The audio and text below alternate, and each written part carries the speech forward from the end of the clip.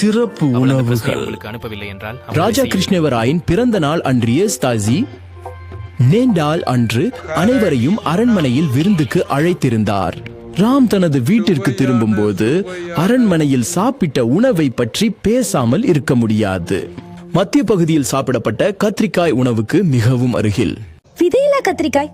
நீங்கள் கண்டிப்பாக ஏதோ ஒரு தவறு செய்கிறீர்கள். எல்லா கத்திரிக்காயிலும் விதை இல்லை. நான் தவறு செய்வதில்லை. ஊழியர்கள் சொன்னது அந்த கத்திரிக்காய் மரம் ஒரு வெளிநாட்டவர் கொடுத்தது என்று. அது அந்த ராஜ தோட்டத்தில் மட்டுமே உள்ளது. அப்படி என்றால் எனக்கும் கொஞ்சம் தான். நானும் அதை சுவைத்து அது உண்மையிலே எவ்வளவு சுவையானது என பார்க்கட்டும். இல்லை இல்லை, நான் யாரையும் அரச உத்தியானத்தில் இருந்து ஏதேனும் உடைக்க அனுமதிக்க முடியாது.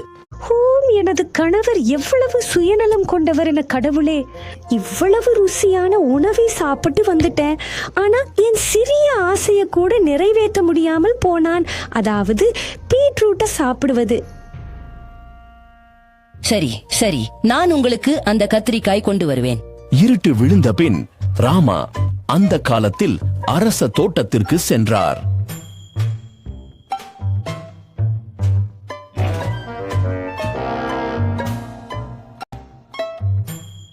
அவன் மிகவும் மெதுவாக சில கத்திரிக்காய்களை பிடித்து முடிந்தவரை விரைவில் வீடு திரும்பினான். ராமாவின் மனைவி கத்திரிக்காய்களை மிக ருசியாக சமைக்கிறாள். இது இன்று நான் சுவைத்த உலகின் மிகச் சுவையான கத்திரிக்காய் பானம். நம் மகளையும் அழையுங்கள், அவளுக்கும் சுவைக்க அனுமதியுங்கள். இல்லை இல்லை, அவன் ஒரு சிறுவன்.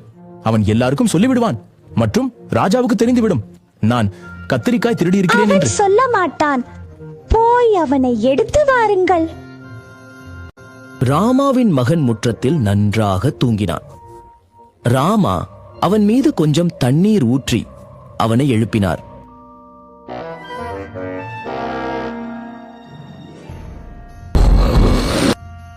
எழுந்திரு மகனே, மழை பெய்யுது, வா உள்ள போகலாம். இதோ மகனே, இதை சாப்பிடு. அடுத்த நாள் மகராஜ் தோட்டத்தில் இருந்து சில கத்திரிக்காய்கள் மாயமாகிவிட்டன. மகராஜ், இது நிச்சயமாக ராமாவின் வேலை என்று நினைக்கிறேன். நேற்று அவர் அந்த சுவையான கறி எப்படி செய்யப்பட்டது என்பதை அறிய மிகவும் ஆர்வமாக இருந்தார். அவனுக்கு சொல்லப்பட்டது பீச் இல்லாத கத்திரிக்காய் திருட்டு. அதனால் தான் அவன் திருடினான் போலும். ராமோ, இது குறித்து உனக்கு என்ன சொல்ல உள்ளது? மகராஜ், நான் உண்மையை பேசினாலும் யாரும் நம்ப மாட்டார்கள் என்பது ஒரு பொதுவான நம்பிக்கை. குழந்தைகள் பொய் பேசுவதில்லை என்று கருதப்படுகிறது.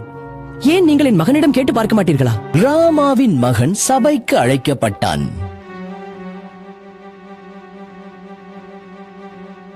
அன்புள்ள சிறுமி, நீ உணவாக என்ன உண்டை? மகாராஜா, நாங்கள் கத்திரிக்காய் கறி செய்தோம். நீ ஏன் கத்திரிக்காய் திருடினாய்? நீ கேட்டிருந்தால் நான் அதை உனக்கு பரிசாக தந்திருப்பேன். மன்னா, என் மகன் தான் முழுவதுமாக தூக்கத்தில் இருந்த போதுதான் உணவு உண்டான். என் மகன் மாலையில் உறங்கிவிட்டான். பிறகு இரவு உணவு நேரத்தில் எழுந்து விட்டான். மன்னா, நான் முற்றத்தில் தூங்கியிருந்தேன். அப்போது மழை ஆரம்பித்தது. அப்போது எங்க அப்பா என்னை எழுப்பி உள்ளே கொண்டு சென்றார். அனைவரும் உறுதியாக நம்பினார்கள் குழந்தை நிச்சயமாக ஆழ்ந்த தூக்கத்தில் இருக்கும். மழை அவ்வளவாக பெய்யவில்லை மற்றும் தூக்கத்தில் மூழ்கிய குழந்தைதான் என்ன சாப்பிட்டது என்பதை கண்டிப்பாக அறிந்திருக்க முடியாது. அந்த சாயங்காலம் ராமா மற்றும் ராஜா நதிக்கரையில் நடைபயிலும் போது, ராமா, நான் இன்னும் ஆச்சரியப்படுகிறேன். அரண்மனை தோட்டத்தில் இருந்து யார் கத்திரிக்காய் திருடி இருக்குமோ என்று. நீங்கள் அவரை மன்னித்து விடும் பத்திரமாக உறுதியளித்தால் நான் யார் கள்ளன் என்பதை உங்களுக்கு சொல்லிவிடுகிறேன். நான் அவரை மன்னிப்பேன். ராமா ராஜாவுக்கு முழு கதையும் சொன்னார். அரசன் இதை கேட்டு மிகவும் மகிழ்ச்சியாக சிரிக்கிறார். ராமா தன்னை மீட்டுக் கொண்டார், மேலும் மன்னிப்பும் கேட்டார்.